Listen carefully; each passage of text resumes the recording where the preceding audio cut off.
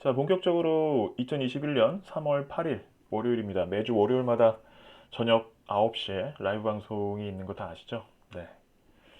편안하게 시장썰을 공유를 하고 있고, 좀 어떻게 보면 좀 현실적으로 투자에 적용 가능한 학습, 그리고 전략, 그리고 팁 등등, 그리고 뉴스 좀 볼만한 뉴스 거리들을 가지고 같이 매주 저녁, 월요일 저녁에 이렇게 또 공유를 하고 있습니다. 항상 오시는 분들만 많이 오시는 것 같은데, 자, 열심히 또 단단히 또 1시간 할애하시는 거니까, 단단히 또 이번 주, 또 이번 달 무장해 가시면 좋을 것 같습니다. 어,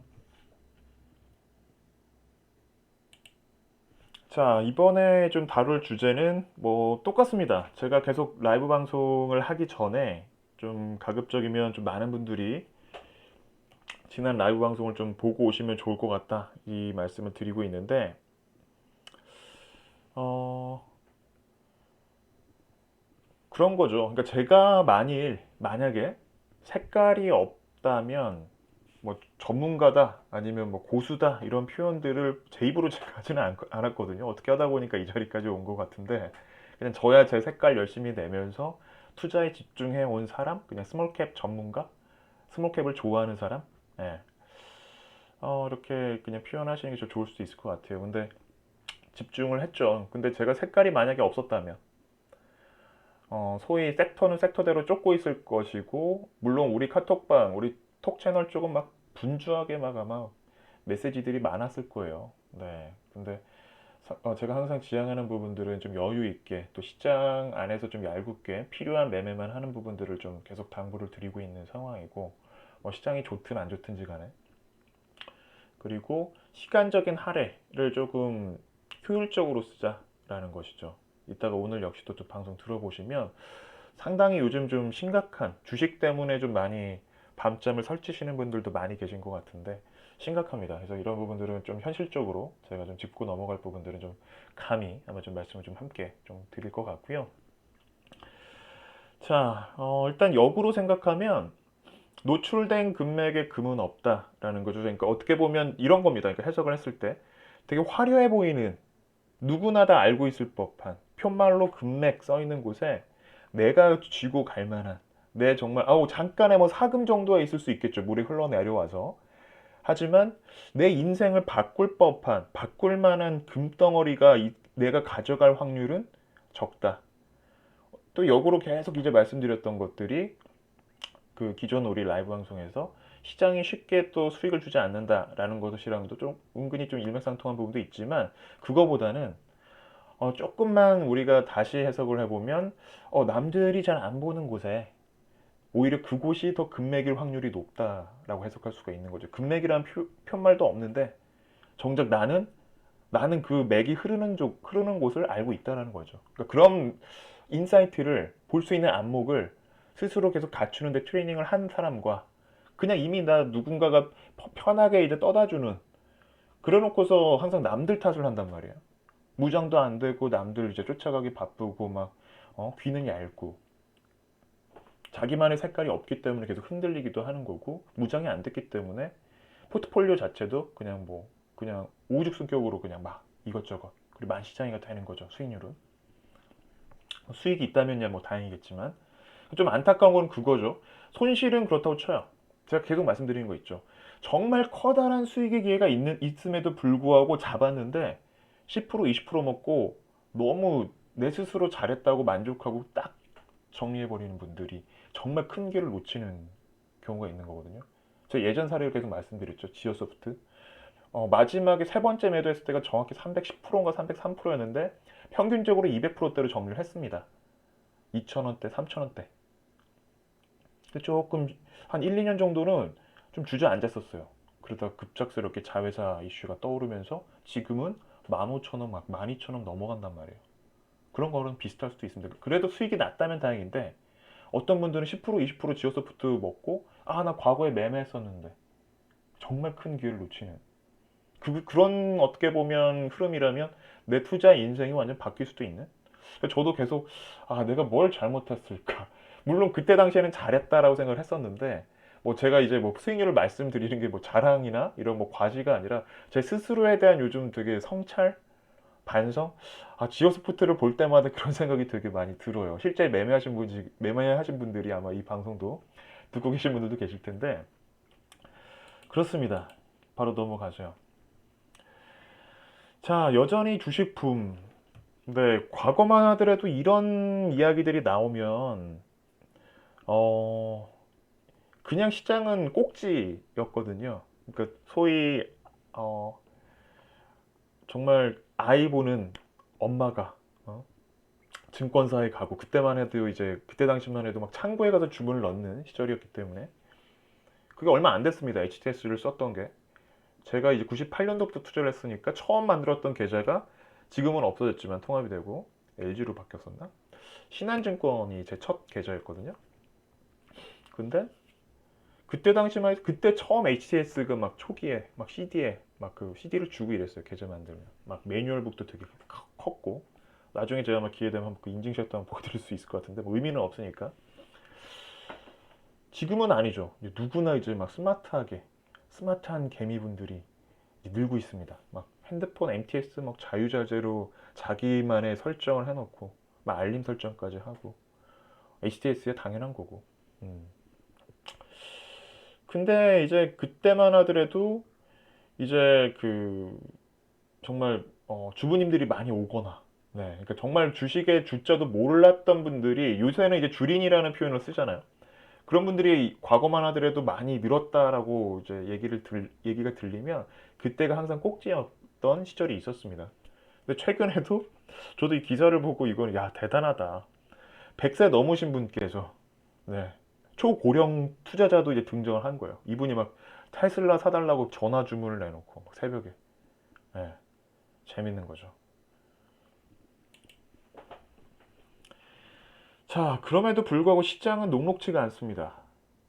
그 1월 첫째 주까지가 명확하게 그 11월 첫날부터 시작된 외국인들이 시작을 했던 그 강한 대세 상승장이 올해 1월 첫째 주로 이제 일단락이 되고, 그 이후부터 손바뀜이 좀 강하게 나오기 시작했는데, 실제로 12월 중반부터 외국인들이 정리를 하기 시작합니다. 근데 이제 최근에 채권 금리 관련된 이야기가 나오기도 시작했고, 근데 실제로 외국인들은 계속 줄 매도를 했었어요. 현재까지 누적 그 매도 올해 이제 빠진 것만 봐도 3조 원 넘게 현금을 챙겨서 나갔단 말이에요. 그러니까 이제 달러에 대한 강세가 이어지고 있는 거죠. 다시 최근에 원달러 환율이 막 올라가고 있잖아요. 그러니까 보이지 않게 달러는 조금 이제 유출이 되기도 했다. 왜냐면 이들은 수익권이었기 때문에, 특히 외국인들은. 근데 외국인들은 그렇다고 쳐. 음? 어차피 외국인들이니까 지들이야 뭐 이제 수익 내고 뭐, 나 몰라라 하면 되지 뭐. 대한민국이야 뭐, 이들이 갖고 있는 전체 포트폴리오 국가들 중에서 정말 코딱지만한 그런 사이즈가 될 수도 있는데, 제가 코딱지라고 해서 뭐 우리나라의 국격을 막 비하하는 건 아니고요. 일례로 이따 잠시에도 말씀을 드리겠지만 아시아 신흥국들 중에서도 거의 선진국들이 몇 개가 있잖아요. 음. 싱가포르 선진국이잖아요. 그죠? 다 아시죠? 싱가포르 시장 시가총액도 얼마 안 됩니다. 음, 얼마 안 돼요. 잠시 아마 그 사이즈를 좀 말씀드리긴 할 것 같은데, 그렇습니다. 우리나라도 그들 입장에서는 되게 작은 시장이란 얘기예요. 그렇게 좀 제가 비유해서 말씀을 드린 거고. 근데 정작 이 안에서 좀 무장을 해주고 지금 이 장세 3,000포인트, 개인들과 함께 정말 동학개미라고 불리는 이들과 함께 연합을 해도 시원찮은 판국에 연기금이 12월 중반부터 일평균 한 2, 3천억을 매일매일 팔고 있어요. 그래서 기존의 국민연금 쪽에서 담았던 이 포트폴리오에 있었던 종목들이 대거 쏟아지고 있습니다. 당연히 삼성전자도 있겠죠. 음.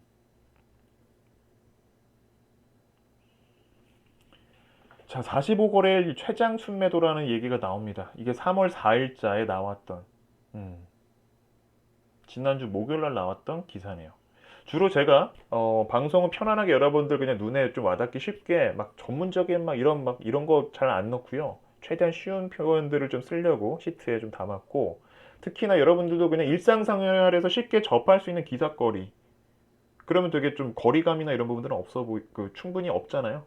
나도 충분히 할 수 있어. 그냥 서칭할 수 있는 거니까. 그래서 가급적이면 이 날짜들을 잘 보시면 좋을 것 같아요. 자, 오늘 시장입니다. 역시나 음. 미국 시장이 생각보다 오히려 좋았어요. 근데 제 예상은 잠깐 말씀드리면, 물론 제 예측은 너무 이게 신뢰는 안 하셔도 좋습니다. 예. 지나치게 믿어주셔도 이거는 좀 문제가 될 수 있다고 생각이 들어요. 특히 시황 쪽은. 스몰캡이나 이런 또 기업적으로 접근할 때만큼은 좀 모르겠습니다만, 그때는 무조건 그래도 자신 있게, 특히나 제가 표현을 하는 기업들 같은 경우에는 자신이 있겠지만, 시장은 그냥 예측 정도고, 오늘 계속 방송 들으시면 아시겠지만, 기술적인 부분들도 제가 아예 또 등한시하는 건 아니에요. 꼭 보는 게 지표들이 있습니다. 보조 지표는 아예 안 보고요. 기본적인 것들, 뭐 이동평균선이나 특히 갭, 거래량은 당연히 거래량이 비중이 가장 크고요. 제가 이제 기술적인 분석을 할 때 몇 가지가 있습니다. 뭐 이제 봉의 뭐 사이즈 정도도 있고 이격도도 그렇고 이동평균선이랑 이런 것도 좀 봅니다. 보조 지표는 아예 안 봐요. 유일하게 보는 게 일목균형표를, 제가 한때 잠깐 일목균형표에 미쳐 있어가지고, 네, 불과 한 8년 전인가? 네, 9년 전부터 막 한 1년 넘게 그냥 진짜, 예, 그 많이 좀 공부 아닌 공부를 한 적이 있어요. 근데 그때 깨우쳤던 거는 스몰캡은 잘 안 맞는다. 가끔 맞는 게 있긴 한데, 근데 대형주 쪽이나 지수 관련된 흐름들은 없지 않아 이런 부분들이 잘 맞을 때가 있더라고요. 확률적으로 봤을 때는 그래도 한 80% 정도 됐던 것 같아요. 방향성이나. 그래서 뭐 감히 예측할 수는 없겠죠. 다만 지지라인이나 바닥 뭐 이런 것들, 이제 터닝 포인트, 이제 뭐 소위 맥점이라고 표현하는. 근데 제가 이제 이 설명을 드린 이유는 뭐 제가 뭐 일목표를 잘한다가 아니라 계속 말씀드리죠. 저도 맹신하지는 않는다. 그렇게 공부를 했지만, 네, 그냥 참고만 할 뿐이다. 소위 이제 우리가 그 농구를 할 때 있어서 왼손은 거들 뿐이라고 하잖아요. 물론 중요할 수도 있겠지만 실제 슛은 오른손이 하는 것처럼 그냥 왼손 역할 정도? 네, 그 정도까지 비중은 아니겠지만 농구에서 그렇게 이해를 하시면 될 것 같고, 오늘 장 역시도 계속 흘러내렸어요. 근데 제가 지난주 금요일 시장을 되게 안 좋게 봤어요. 미국 시장을. 음. 저 원래 웬만해서는 모니터를 안 하잖아요. 아시겠지만. 근데 거의 새벽 한 4시 반까지 목요일 날 미국 시장을 다 보고 잤습니다. 처음으로. 제가 지금까지 하면서 미국 시장을 다 본 게 처음이에요. 지난주 목요일 날. 이따 잠시 후에 아마 인증샷도 보여드릴 텐데. 그 본 이유가 이제 중요한 자리였다라는 거죠. 제 딴에는. 제 입장에서는. 왜냐면 이거에 따라서 제가 지금 갖고 있는 모든 포트폴리오 전략이 다 바뀔 수도 있을 것이다. 라고 생각을 했었기 때문에. 물론, 잘 아시겠지만, 보수적으로 계속 대응을 해 가고 있습니다. 그래서 지루한 거죠. 지루한 시장이 아니라면 제가 보수적인 대응을 말씀드리면 이거는 앞뒤가 안 맞는 거잖아요. 근데 지루하잖아요. 변동성 크고 하방으로 보이지 않게 내려가고 있으니까 보수적인 대응은 괜찮다. 뭐 주식은 있을 수 있겠지만 그래도 현금 비중 일부 좀 갖고 시장을 관망하고 있네. 심심하다. 그 보수적인 전략은 일단 제 딴에는 그래, 일단은 계속 시장을 좀 더 봐야 돼 라고 생각했는데, 그 전환점이 지난주 이제 저는 이제 금요일날 나올 줄 알았는데 금요일날 다시 돌려냈어요. 나스닥 특히. 다우는 분위기가 더 좋아졌죠. 그래서 오늘 아마 시장 쪽에서는 나스닥과 다우에 대한 이야기가 계속 나올 겁니다. 시장 하방 변동성이 계속 커지고 있습니다.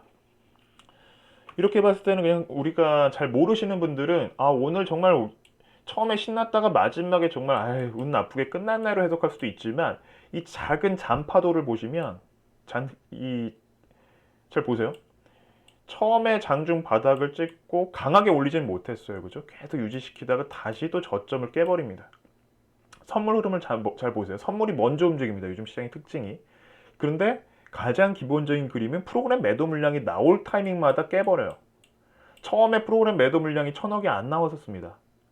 살짝 나오면서 바닥을 갖고 3000억대, 2000억대까지 가면서, 네, 점심시간 전에 이렇게 흘러내립니다. 계속 저점을 깨버리죠. 시적으로 봤을 때는 이 파동 이러한 오늘 같은 파동 안에서는 현물 쥐고 있는 사람들은 정말 좀 곤혹스러울 수도 있는, 그리고 조금 좀 진 빠질 수 있는 시장에는 틀림이 없거든요. 근데 어쨌든 상승 모멘텀이 좀 없는 상황에서 선수들로 하여금 계속 시장이 농락을 당하고 있는 이런 분위기다라는 정도는 아셔야 될 것 같습니다. 뭐 단순히 그냥 시장이 계속 빠지네? 이것만 분명히 말씀드릴게요. 제가 그냥 뭐 막연한 기대로 말씀드리는 게 아니라 과거만 하더라도 이 정도로 정말 미친 수급이 들어와가지고 미친 듯이 지수를 올리잖아요? 그러면 깊이 있는 조정이 정말 가격 조정이 세게 나옵니다. 하루 만에 끝나는 경우도 있어요. 하루에 그냥 막 마이너스 7%에서 10% 넘게 그냥 밀려버리면서 눌리고 순식간에 돌려내면서 빠르게 또 전개가 되는데 지금 시장은 뭘 의미하냐면 두 가지가 있는데 쉽게 시장을 빼지 않을 것이다가 하나가 있고요. 역시나 위로 강하게 치면서 올릴 수도 없을 것이다. 이 두 가지를 우리가 좀 봐야 돼요. 그래서 상당히 해서 보이지 않는 이제 박스권 장세가 이제 만들어져 있는 상황이거든요. 그러니까 이제 선물 쪽이 거의 갑이 돼버린 거예요. 계속 꼬리가 몸통을 흔든다고 제가 말씀을 드렸던 이유가 좀 선물이 이제 갑이 된 거예요. 눈치 분위기를 계속 툭툭툭툭 칠 때마다 시장 분위기가 또 바뀌거든요. 그래서 프로그램 매매 동향도 정말 중요한 거고 뭐 단순히 개인들이 뭐 2조 원대를 탔네가 중요한 게 아니라 그리고 외국인들이 과연 제대로 들어올 거냐, 연기금은 언제 순매수로 전환이 되는 거야, 큰 손들이 언제 포지션을 잡을 것이냐. 제가 보수적인 전략을 말씀드렸던 게 최근에 시장이 빠져서였나요? 아니었습니다. 1월 중반 둘째 주 이후부터 이제 말씀드리기 시작했어요. 라이브 오신 분들은 다 아실 거예요. 그죠? 우리 이제 그 톡 채널 안에서도 계속 공유를 하고 있습니다. 거기에 대한 배경은 다른 게 아니라 많이 올랐으니까 빠질 거다가 아니었죠. 선수들이 이상하게 올해 첫째 주까지 분위기 너무 좋았는데 포지션을 안 잡는다. 특히 파생 쪽도 그렇고. 작년 11월 중반 이후부터 12월까지 이들이 갖고 있었던 포지션이 분위기가 바뀌기 시작했던 거예요. 이상하다. 그래서 계속 보수적인 접근을 진행을 했던 겁니다. 저도 그때 당시 이제 그 포트폴리오 리밸런싱 한창 진행하고 있는 상황에서 더 지루하게 이제 갈 수밖에 없었던 상당히 어려운 결정을 했던 그런 상황이었거든요. 1월 중반이. 최대한 현금을 좀 아끼려고 했던 부분도 있었고, 기존에 조금 이제 물량을 실으려고 했던 종목들은 많이 실지를 못했었고, 그래서 근데 그 종목들이 또 올라갔는데 정리를 해도 수익이 좀 크지는 않았죠. 왜냐면 비중이 작았기 때문에. 그럼에도 불구하고 조금 일단 시장 관망에 대한 지금 분위기를 좀 유지를 하고 있습니다. 그래서 제가 앞서 이제 그 초입에서도 말씀을 드렸지만, 예를 들면 요새 뭐 섹터별로 계속 순환매가 너무 빨리 진행되고 있잖아요. 심지어는 이제 뭐 선거 관련된 막 이슈, 정치 테마주들 막 움직이고 있고, 최근에는 막 좀 이제 좀 무거운 종목들이 움직입니다. 철강 관련된 종목도 움직이고, 조선은 이제서 좀 반등이 조금 나온 것 같고, 조선은 이제 예상대로 가고 있는 것 같고, 어, 그리고 금융장세, 금융주들이 조금씩. 저 같은 경우는 이제 제주은행을 좀 놓친 게 올해 초에 지금 되게 한이 되는데 너무 싸다 은행이, 이 생각이 작년 12월에 들었던 기업이 지방 은행들이 한창 지금 수혜를 받고 있는 그런 또 배경이 깔렸죠.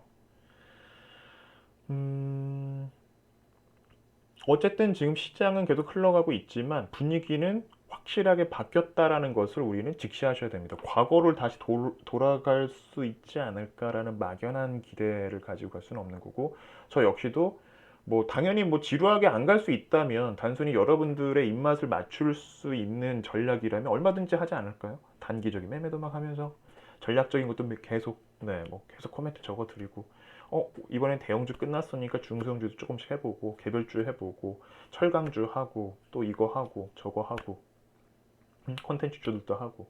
하지만 계속 포트폴리오랑 현실적인 부분들을 계속 말씀드리고 싶은 겁니다. 모든 환경, 배경에서 내가 승승장구할 수 없다라는 게 이 시장이기 때문에 잠깐 운이 좋게 내가 그걸 타이밍을 맞출지 모르겠지만 어차피 현실적으로 한 뭐 길게도 아닙니다. 한 1년 정도만 해보시면 알 거예요. 현실적인 상황들은. 자, 특히나 오늘 시장. 그래서 저는 금요일장 원래 빠질 걸로 예상을 했었는데 미국 시장이 돌려냈단 말이에요. 근데 변동성이 되게 컸어요. 보신 분들은 아시겠지만 금요일 시장이 처음에 밀려가지고 예상대로 가는구나. 나스닥이 마이너스 2% 넘게 빠졌었거든요. 초반에. 그리고 잤습니다. 저는 금요일장은 안 봤어요.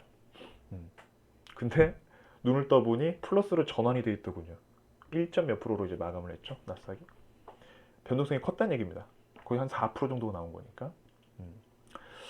거기에다가 이제 오늘 같은 경우에는 우리 시장도 외국계 자금들이 좀 세게 나오는 게 아니라 역시나 지금 그 국채 금리 관련된 부분들의 외국인들이 상당히 촉각이 곤두서 있구나를 느꼈던 부분이 지금 2140조 정도 되는 우리나라 돈입니다. 그죠? 우리나라 돈으로 한 2140조 원 정도. 참고로 아까 싱가포르 시가총액 전체 시가총액 말씀드렸잖아요. 지금 이 사이즈를 잘 모르시는 분들이 계시는데 2100조면 이게 조원대 되면 잘 이제 감이 안 와요, 우리가. 그죠? 근데 우리가 최근에 이제 어디요? 그룹사들 이제 뭐 대표들의 재산 순위 보면 막 1조 원대 넘는 막 자산가들 나오잖아요. 어마어마한 거잖아요. 천억도 되더는 건데.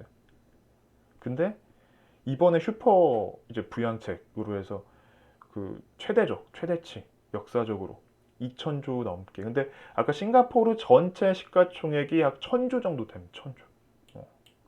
이거 싱가포르 전체 주식시장을 두 번 살 수 있는, 두 곳이나 살 수 있는 사이즈예요. 어마어마한 거죠. 근데 우리나라를 제가 아까 코딱지로 표현을 썼던 게 이제 조금이나마 그나마 좀 이해를 해주시지 않을까 생각이 드네요. 이 정도 말씀드리면. 미국이 대단한 나라라는 거죠. 상원 통과됐습니다. 그죠? 바이든 정부에 이제 힘을 실어주는 거죠. 물론 별 차이는 안 났지만, 투표수는. 근데 중요한 거는, 이제 달러 가치에 대한 이제 떨어지는 거. 그것 때문에 계속 중국을 견제하기 위해서 금리에 대한 이야기를 하고 있는 지금 상황이라고 저는 개인적으로 판단한다고 이제 말씀을 드린 바 있었죠. 그리고 그래서 이제 비트코인이나 가상화폐 이제 이런 블록체인 쪽이 계속 이슈가 되는 게 얘네들은 수가 제한이 되어 있거든요. 근데 달러는 계속 찍어내면 찍어낼수록 기축통화로서의 역할이 떨어지니까 이게 또 하나의 역풍으로 시장에서 그게 이제 하나의 거품을 만들고 있는 것이 아니냐라는 해석들도 시장에서 좀 나오고 있는 상황입니다. 그래서 그럼에도 불구하고 이런 슈퍼 부양책에도 불구하고 오늘 시장이 밀렸다라는 게 외국인들이 이제 적극적으로 대한민국 시장의 이제 매력을 못 느끼고 있는 것이 아닌가. 자, 미국이 1조 한 그 2조 정도, 2조 달러 정도 부양책 통과 기대감에 상승 출발 뭐 얘기 나오는데 글쎄요, 시장만 좋았죠, 시장만. 자, 역시나 강한 미국. 미국이 강합니다. 하지만 그 이면에는 보이지 않게 좀 골골대고 있는 모습이 좀 보여요. 그러니까 이거 아니면 지금 할 수 있는 게 없는 거예요. 코로나로 인해서 경기 지표가 싹 다 좋아지지 않고 있는 상황이기 때문에 그래서 쉽게 금리 인상도 못 한다라고 얘기가 나오잖아요. 2년, 3년 뒤에나 가능할 것이다라고 이제 발표를 했죠. 그럼에도 불구하고 시장은 그렇게 딱 환호성을 치지는 않았습니다. 예상을 했던 거였기 때문에 항상 선반영이 되잖아요. 그죠? 자, 그래서 슈퍼부양책이냐 막 찍어내서 이제 경기를 살리는데 그 다음에 이제 오는 후폭풍 인플레이션이냐. 가장 기본적인 게 우리나라도 그렇고 소득이 늘어나야 되는데 그렇지 못하고 있는 계속 경기 부양책이 그냥 지급을 하는 거예요. 돈을 찍어서 실업률 자체가 나아지지 않고 있기 때문에 경기 지표 특히는 고용 지표가 좋아지고 있지 않기 때문에 미국 역시도 계속 돈을 주는 거예요. 우리나라처럼 뭐 지원금 같이 그거에 이번에 가장 많이 들어가는 거죠. 이번 부양책이. 이게 뭔가 계속 경기 사이클을 돌려내가지고 뭔가 경제활동, 소위 이제 교육지표도 좋아지고 취업들도 많이 잘 돼가지고 소득이 발생이 되고 스스로가 이게 자생적으로 소비가 늘어나야 되는 구조를 만들려고 지금 여기에 계속적으로 주사바늘을 꽂고 있는 거예요. 계속. 한두 번이 아니었죠. 그냥 여러분들이 잘 알고 있는 양적 완화. 지난 라이브 때 계속 말씀드렸습니다. 그래서 강한 미국이지만 이면에 겉은 강해 보이는데 속은 지금 계속 이거는 지금 실제 몇몇 전문가들도 그런 얘기들을 하기 시작합니다. 야, 이거 어마어마할 것 같은데 후유증이. 자, 그래서 금리를 가지고 지금 계속 얘기들이 나오고 있는데 당연한 거죠. 예전부터 수순이었습니다. 그죠?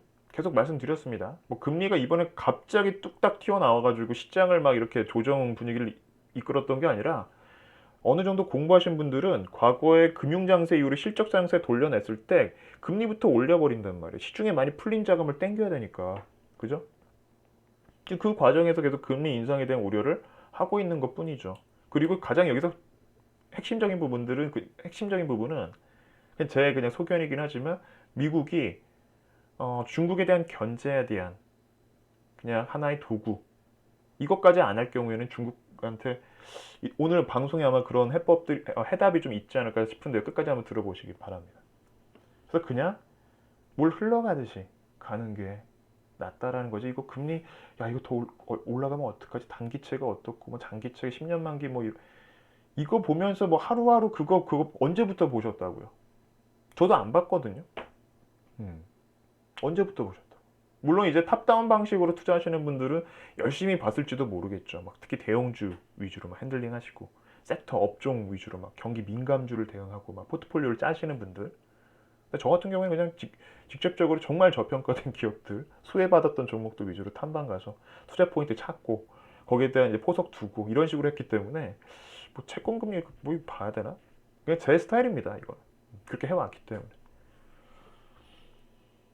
이걸 안다고 내 수익률이 좋아지지는 또 않잖아요. 아닌가요? 그럴 경우에는 계속 제가 말씀드리는 게 경제학 박사들, 교수님들이 수익은 대박 났을 텐데 미국 시장을 훤히 보고 있으니까 아니란 말이죠. 미국 변동성 정말 큽니다. 지난주 금요일 시장 제가 말씀드렸고 목요일 시장 제가 모니터링 직접 다 했죠. 그렇습니다. 근데 여러분들은 미국 시장 다 보지 마세요. 그냥 저는 좀 중요했기 때문에 본 거고 그 시간에 편안하게 주무시기 바랍니다. 자, 계속 지난주에 말씀드렸던 사항들이에요. 변동성이 확대가 되고 있긴 하지만 그 안에서도 종목별 차별화 장세가 계속 이어지고 있다. 그래서 이제 철강 섹터, 아까 말씀드렸던 금융 섹터나 이런 종목들이 지금이 움직이고 있는데, 자, 그 미국 시장에 대한 눈치를 계속 볼 수밖에 없는데 실제로 그래요. 우리나라 시장이랑 한번 비교해서 보세요. 미국 시장이 움직였을 때 같이 따라 움직이고 빠지면 같이 더 오히려 민감하게 예민하게 반응을 하고 있습니다. 이게 제가 지난주 목요일 날 찍었던 3월 4일이죠. 목요일이.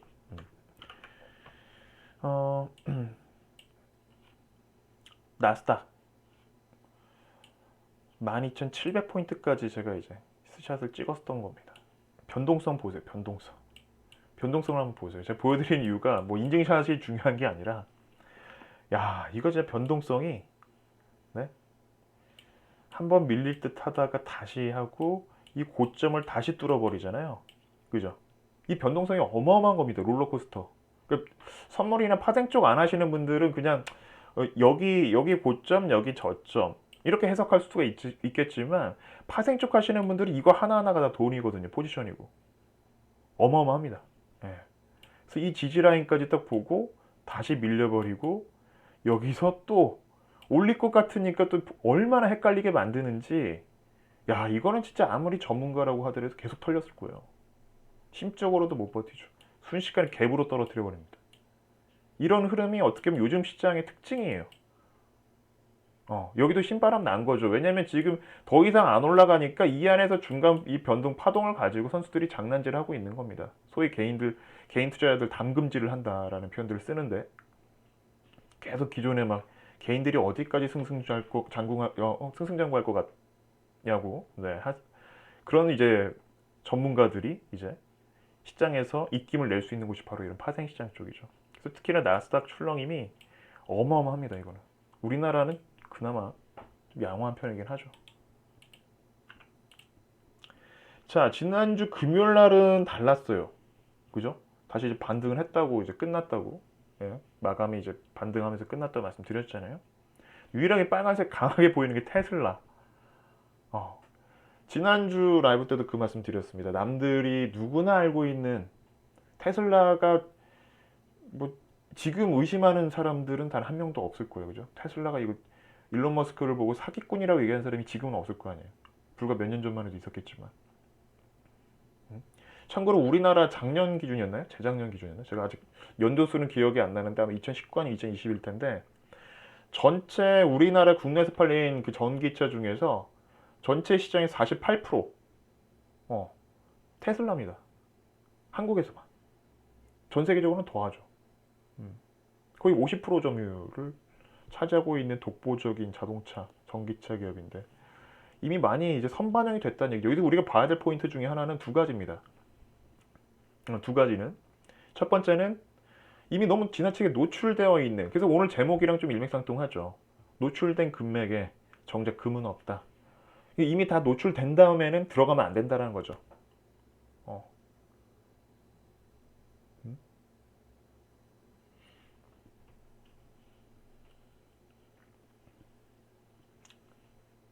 그리고 두 번째는 선반영. 항상 모든 부분들이 기업이 이상하다가 아니라 실적을 테슬라가 아무리 좋게 낸다고 하더라도 상승률은 저조할 겁니다. 오히려 그걸 이용해서 역으로 매도를 하는 세력들이 더 있지 않을까 생각도 들어요. 이미 선반영이 지나치게 많이 됐기 때문에. 그래서 제가 항상 그 종목 상담이나 이런 거 할 때 계속 똑같은 말씀 드리잖아요. 리스크 대비 기대 수익률이 낮으면 그냥 과감히 정리하자. 그죠? 문의하실 때마다. 그리고 짧은 기간 동안에 지나치게 상승률이 파동이 예를 들면 2차, 3차 파동 나오는데 거래가 수반되면서 강하게 움직인 종목은 상대적으로 기대 수익률도 떨어지지만 리스크는 너무 커지기 때문에 이미 다 좋은 내용들, 여러분들이 알고 있는 내용들은 죄다 끌어가지고 주가에 반영이 된 상태인데 이걸 내가 왜 위에서 들어가서 들고 가야 되냐고요. 그걸 말씀드렸던 거예요. 그래서 항상 선반영이 되고 있다는 걸 아셔야 됩니다. 주식시장은 짧게는 3개월에서 6개월, 길게는 심지어는 2년까지 다 끌어왔었죠. 2년짜리 그 모멘텀들을 이번 대세 상승장 때, 그래서 대형주들이 많이 못 갈 수밖에 없는 배경이 다 끌어왔기 때문에, 선반영. 테슬라 나쁜 기업이 아닙니다만 제가 계속 말씀드렸던 게 좋은 기업과 좋은 주식은 다르다. 그걸 떠올려 보시면 됩니다. 그래서 계속 녹화 방송을 들으시라고 말씀드리고 있죠. 자, 시장 쪽에선 두 번째 들어가면 나스닥이냐, 다우냐. 이것도 좀 중요한 포인트가 될 것 같다라는 생각이 지난주 제가 모니터링을 하면서 느낀 거예요. 잠깐 볼까요? 차트를 또 안 볼 수가 없겠죠. 차트를 잠깐만요. 이게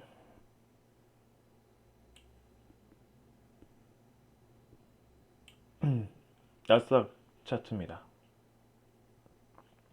일봉을 보면 조정을 충분히 받은 것처럼 보일 수도 있는데 주봉 봐도 괜찮아요. 그죠? 지지라인도 좀 확인을 한 것 같고 또 월봉을 보면 이야기가 조금 달라져요. 아직도 이 이격이 많이 벌어져 있는 걸 볼 수가 있고 거래가 계속 터지고 있거든요. 네. 자, 다우 같은 경우에는 깊게 눌리고 이 탄력이 코로나 팬데믹 이후로 제대로 된 상승은 불과 얼마 안 남았다. 상승률 자체가. 일봉을 보여드려도 그냥 좀 안정적인 느낌이 되게 있는데 거래가 수반되면서 계속 지키더라고요. 다우는. 그래서 다우가 예를 들면 좀 강하게 갈 경우에는 그래서 지금 우리나라 배경도 이런 좀 무거운 종목들이 이제서야 막 움직이는 이 배경이 다우랑도 조금 맞춰가지고 가고 있지 않나라고 생각이 드는데 제가 지난번에 한번 말씀드렸을 겁니다. 그렇다면 이제 언택 투냐, 컨택 투냐를 가지고 좀 중요한 이건 전략을 짜야 되나? 근데 중요한 거는 뭐냐면 다우 쪽에 있는 대다수의 종목들은 뭔가 장밋빛 전망을 하기보다는 뭐랄까, 그러니까 좀 누구나 예측할 수 있는, 그러니까 뭔가 막 급격히 뭔가 시장에서 혁신적인 기술을 갖고 있고 이런 기업들이 아니거든요. 한계가 있다는 얘기예요. 지수가 올라가는 부분은 상당히 뭐 실제 본질적인 가치도 있지만 뭐죠? 정말 이 분위기라는 게 있잖아요. 아, 이 기업은 뭔가 세상을 바꿀 것 같다. 근데 이미 다우 같은 경우는 예측이 다 가능한. 실제 컨택트 기업들이 그러잖아요. 근데 마트 가서 실제로 우리 동네 마트가 아니면 뭐 큰 시장 같은 경우에도 온라인 쪽을 제외했을 때 오프라인 쪽의 시장 안에서 마트 안에서 이런 S자 곡선의 매출 성장을 기대할 수는 없잖아요. 왜냐하면 그 마트마다 뭐 편의점만 보더라도 잘 된다고는 하겠지만 다 고정적인 거잖아요. 학원도 마찬가지. 얘네들이 쉽게 망하지는 않는단 말이에요. 고정적인 수요들은 있는데 그렇다고 그 이상의 수요가 발생할 수 있는 사업 구조는 아니기 때문에 또 그렇습니다. 그죠?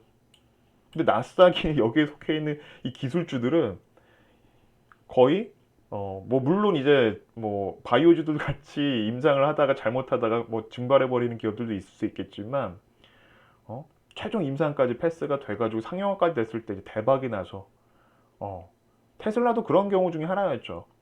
진짜 말로만 전기차 우리 만들 거야 할 때만 해도 빌빌거리고 가다가 지난주 라이브 방송 때 제가 그 차트를 한번 보여드렸습니다. 그죠? 계속 그냥 플랫 하잖아요. 근데 작년에 그냥 이렇게 쭉 올라간 거 아닙니까? 근데 이렇게 나오면 나스닥 지수도 강하게 치면서 이런 지수가 강하게 갈 수가 있는데 다우 같은 경우에 예측이 일단 가능하기 때문에 조금 심심하면서도 오히려 이런 위로 우상향이 아니라 이렇게 서서히 꺾이는 음, 이런 그림들이 좀 나오지 않을까 싶어요. 그래서 좀 제한적일 수도 있다. 과거 막 나스닥처럼 이런 기술주들이 움직였던 코로나 팬데믹으로 움직였던 대세 상승장을 다우 지수로 바라는 거에는 조금 한계는 있어 보인다라고 생각이 들어요. 여전히 뭐 그 항공사 이제 그 보잉 쪽 있잖아요.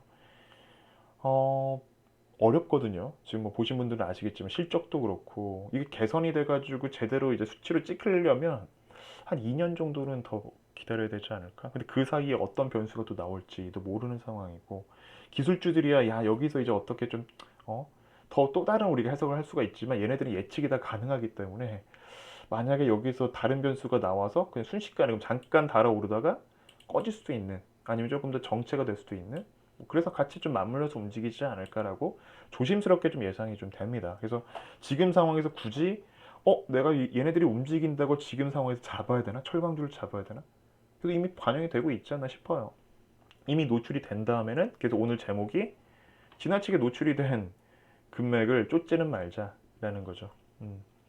그리고 시장에 대한 흐름들 보시는 거 이제 말씀드렸는데 필라델피아 반도체 지수랑 테슬라 주가를 좀 보자라는 거. 얘네가 어느 정도 좀 지지라인이 좀 잡히고 좀 횡보를 하거나 좀 이런 그림들이 나온다면 나스닥도 조금 안정을 찾는 그런 그림들이 나오지 않을까. 아까 어떤 분이 반도체 관련된 종목을 물어보시긴 했는데 좋아요. 업황도 너무 좋아요. 그 모르는 사람 없잖아요. 그죠? 삼성전자 그러니까 파운더리 쪽에서 그 독식을 할 거라고 모르는 사람이 어디 있어요. 거기에 대한 부분들.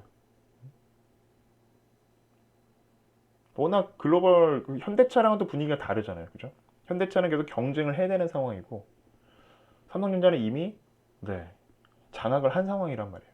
그것도 다르죠. 근데 그런 부분들이 지금 충분히 선 반영이 좀 됐다라고 보고 있기 때문에 제가 지금 이제 뭐 제가 뭐 일목에 대한 정말 달인이나 그쪽 전문가는 아니거든요. 그냥 좋아해서 많이 활용을 하고 있는 지표인데 나스닥은 12,010포인트 정도, 12,000포인트 조금 초반까지 찍힌다면 저 역시도 좀 적극적으로 좀 전략을 좀 취할 생각을 좀 갖고 있고요. 거기까지 밀리지 않고 지금 이제 자리에서 다시 돌려내면서 13,300포인트를 넘어간다면 이거 역시도 좀 중요한 자리가 될 걸로 보고 있습니다. 그러니까 지금 최근에 나왔던 단기 조정권은 좀 어느 정도 일단락되지 않았을까라고 좀 볼 수 있는 포인트니까 뭐 메모를 하시고 정말 이 사람이 뭐 일목 잘 맞추나 네, 궁금하신 분들은 근데 이게 지수를 맞추는 건 중요하지 않아요. 다만 저는 이제 전략적으로 참고를 하려고 하나의 그냥 도구로서 뭐 많은 도구가 있지만 그 중에 하나로서 활용을 하고 있는 것 뿐이니까 그냥 참고만 편하게 하시면 좋을 것 같습니다. 일단 앞으로도 지수의 흐름은 그냥 모르는 사람들은 야 그냥 오늘 빠졌네 좀 계속 흐름은 더딜 수 있어요. 횡보로 끝날 수도 있는데 그 중간에 그 아까 잔파도 보여드렸죠. 이렇게 간단 말이에요. 이렇게 이거 이제 하루하루 이제 대응하려고 보면 지치죠. 보여드릴게요. 자세히. 우리나라도 만만치 않았거든요. 변동성이. 자, 그냥 떨굽니다. 이전 지지라인 쪽까지 다시 끌어올리죠. 내려왔다가 또 빠지고 똑같은 폭을 또 떨어뜨리고 다시 음봉이 몇 개 음봉이 둘, 셋, 넷, 야, 7개, 8개. 그 장대 음봉 나오고 팔았더니 이전 저점까지 또 깬 거예요. 잠깐 깬 겁니다. 이전 저점을 또. 그리고 다시 장대 양봉. 다음 날. 이거 일일이 대응하다가는 투자 인생 자체가 단명할 수밖에 없는 차트예요. 안 보는 게 오히려 상책일 수도 있어요, 요새는. 이거 일일이 이거 파동 어떻게 대응 다 합니까? 뭐 전문가들도 아마 전문가들이 어디 있어요? 이런 파동에 시장에서 겸손해야지. 이게 코스닥. 코스닥은 그냥 와 진짜 개인 투자자들을 녹여냅니다 그냥 계속. 네. 냈다가 다시 또 올리는. 그러다 오늘장은 그냥 반등 없이 그냥 흘러내려 버리는. 이전 저점 깨지는 않았어요. 904포인트. 이런 시장입니다.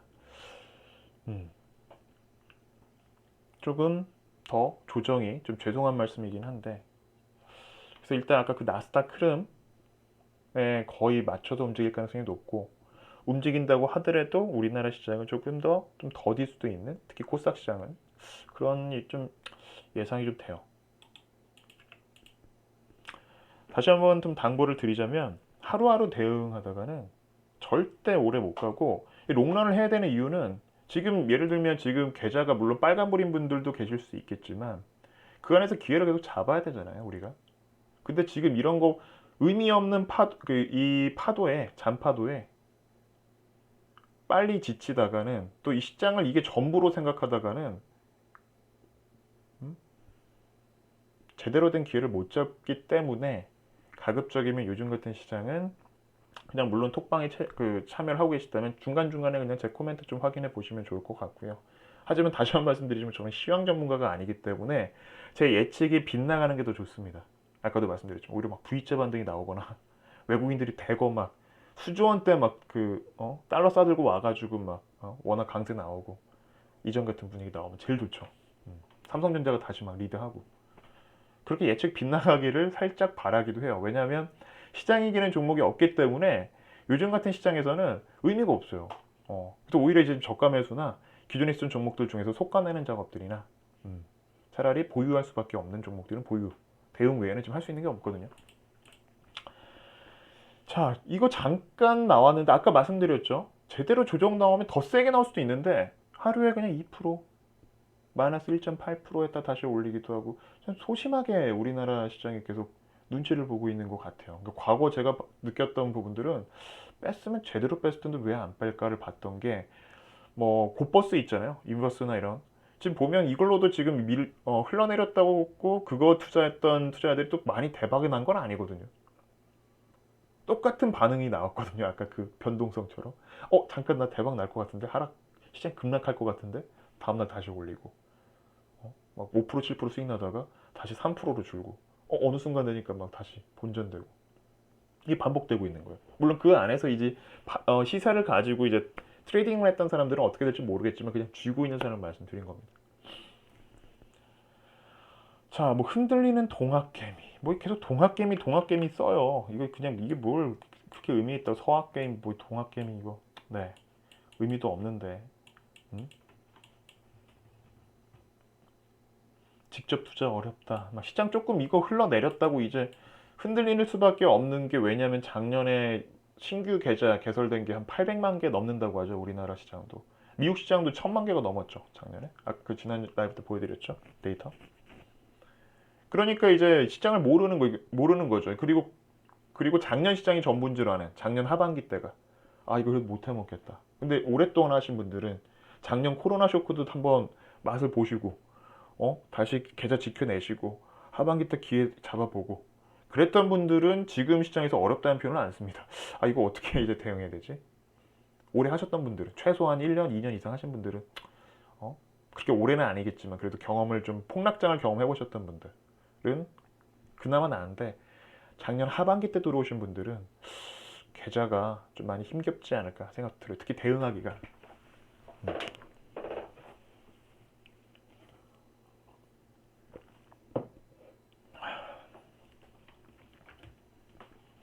재밌는 게 뭐 코스피 3000 시대 부안해동 말고 적절한 자산 배분해요. 이거 모르는 사람이 있나요? 자산 배분. 적절한이라는 표현, 이 애매모호한 표현. 어떻게, 얼마나, 어떤 것을 적절한 자산 배분. 이런 말은 쉽죠. 이런 기사들 그냥 무시하시면 됩니다. 자, 서학개미도 투자 공세 속도 조절 이런 얘기들이 막 나와요. 심지어 뭐 손절합니다. 나스닥 마이너스에 떠나는 서학개미들. 자, 그리고 이런 지지난주 이제 라이브 방송 때 말씀드렸죠. 증권사 돈 잔치하고 있는 거. 여전히 지금 올해 1분기 실적도 맑음이에요, 지금. 매매는 또 많이 하고 있기 때문에. 주식 붐이 아직 끝나지 않았죠. 아까 100세 넘으신 분도 오셨는데. 계좌 많이 만들고 있습니다, 지금. 매매도 쓸데없는 매매를 막 열심히 하고 있어요. 그 시장 막 모니터링 열심히 하면서 시장 어렵다고 하는데 나는 다를 거야 라는 이제 막연한 기대를 가지고 준비도 안 된 상황에서 막 힘들게 모은 쌈짓돈들, 종잣돈들을 막 시장에 막 헌납합니다, 지금. 그 매매를 할 때마다 계속 말씀드렸죠, 지난 라이브 때도. 매매 횟수가 많으면 많을수록 개인들에게는 불리한 게임이다, 계속. 그리고 최소한 유리한 게임을 하려면 덩어리 2개 정도는 갖고 있어야 된다. 뭐 하나만 있어도 상관없습니다만 운이 좋죠. 여기서 덩어리는 최소 20%에서 40% 정도 나고 있는, 수익률이 나고 있는 기업을 종목을 선침해서 쥐고 있다면 얘기가 달라져요. 지난주 이제 예시가 동구바이오텍 잠깐 말씀드렸는데 20% 40%막 가다가 60% 70% 가는 건 되게 빨리 가거든요. 그럼 금방 100%가 가고 이제 계좌가 바뀐다라고 계속 말씀드렸던 겁니다. 이 구조를 좀 아는 분들, 경험해보신 분들은 지금 시장에서 계속 시장에서 지친다기보다는 벼르고 있죠. 이거 이 종목들 좀 더 움직여야 되는데 움직일 듯 안 움직이니까. 그래서 다시 한 번 말씀드리지만 아직도 남 좋은 일 하고 있는 분들은 잘 모르는 기업들이고 내가 왜 투자하는지 모르겠다. 오늘 이 시세 잠깐 먹어볼까?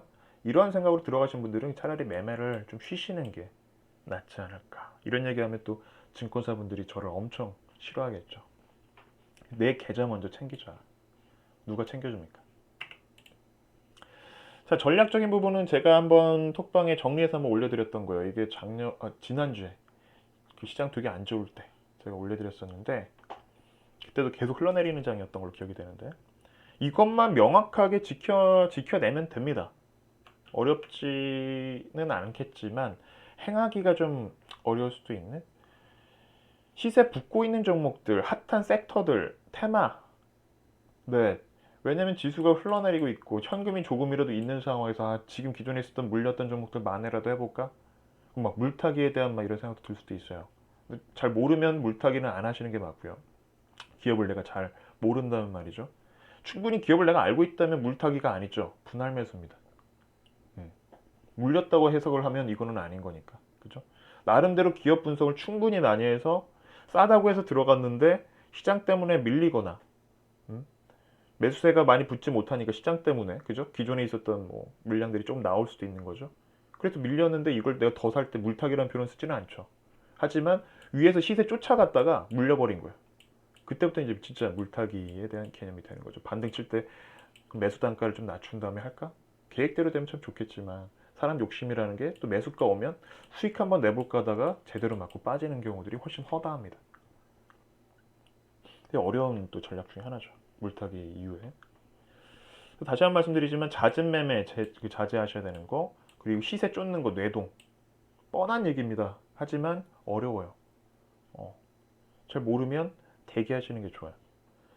그리고 분명한 거는 어떤 종목, 이 종목 어떻게 할까요? 물어보시기 전에 아직도 지금 제 라이브를 뭐 안 들으신 분일 수도 있겠지만 종목 상담이 계속 올라왔단 말이에요. 지난주에도 그렇고 제가 막 지난주 금요일날 외부에 있었거든요. 잠깐 이제 막 카페에서 잠깐 막 작업하다가 또 보고.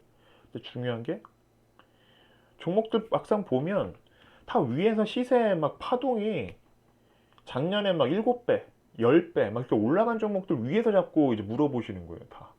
더 갈까요? 수익은 날까요? 제 대답은 똑같습니다.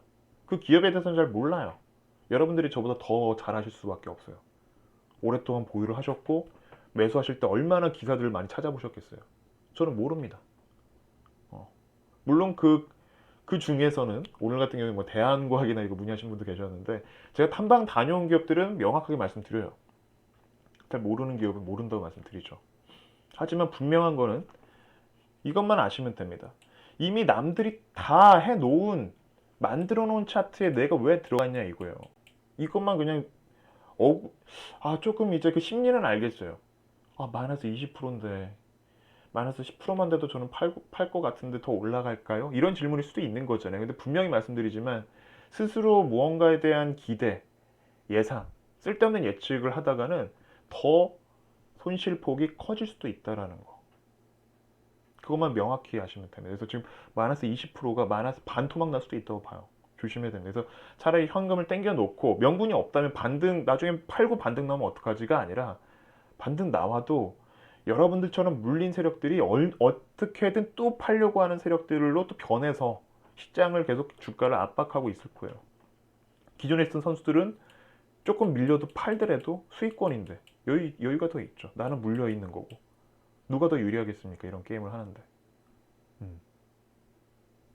그래서 다시 한 번 말씀드리지만 내가 쥐고 갈 거냐, 현금을 모아서 다음 이제 스텝을 준비할 거냐, 어떤 종목들 현금으로 만들지?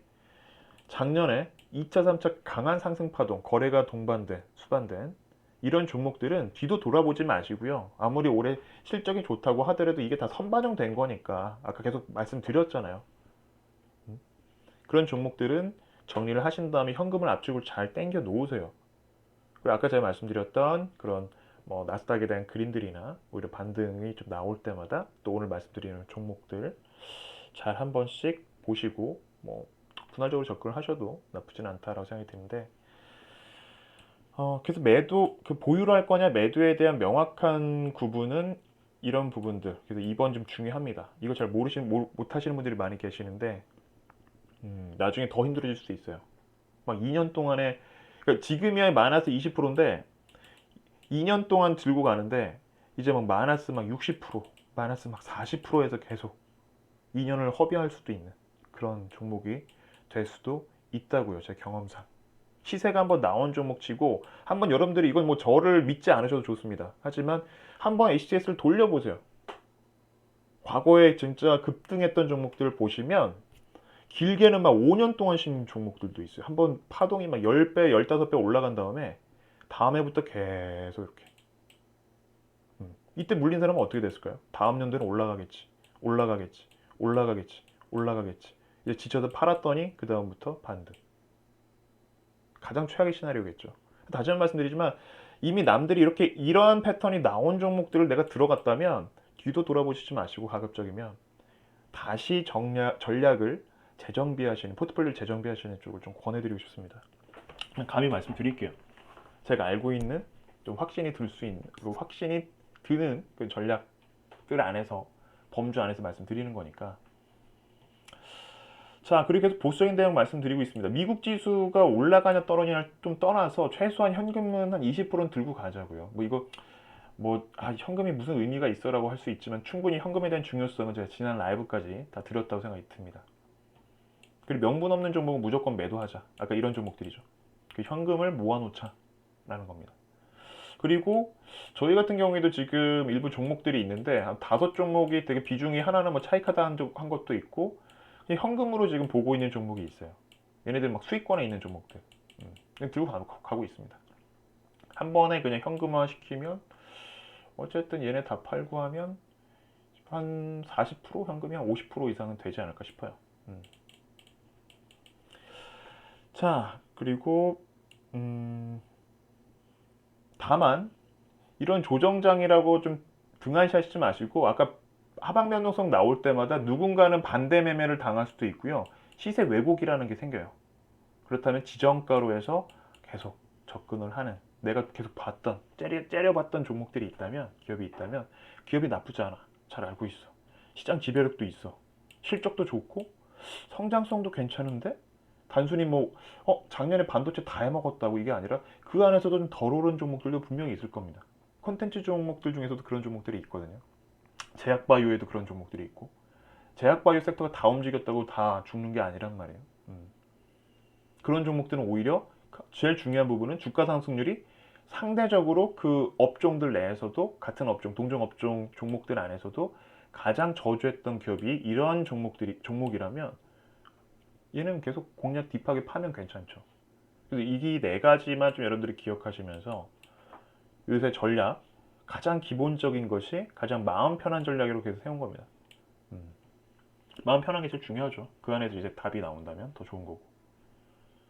좀 현실적으로 좀 디테일하게 좀 정리를 해본 거니까 여러분들이 좀 지금 쉽지가 않다면 충분히 되겠죠. 여러분들 보유한 종목에서 정리돼서 현금 압축도 할 수 있는 이제 2번 보시면서 대응하시면 되겠고 현금 쥐고 있는 걸 가지고 어떻게 활용해야 되는지까지도 답이 나오는 거죠. 이제 종목만 좀 정리가 된다면, 그죠? 그리고 시장 유혹은 좀 이겨내고 요즘 시장에서 가장 중요한 전략 참고하시기 바랍니다. 왜냐면 이게 이제 그냥 코멘트로 전달을 한 거랑 이렇게 방송을 하면 또 다르잖아요, 그죠? 네, 좀 중요한 부분들의 포인트 잡아드리고 하니까. 그래서 방송이 가급적이면 라이브 방송 오셔가지고 무장해 가세요. 그래서 잔근육 만들어 가시고. 잠시만요, 몇 시죠? 10시가 벌써 넘었네? 잠깐만, 시간을 안 보고 이거. 자, 늦어졌네요.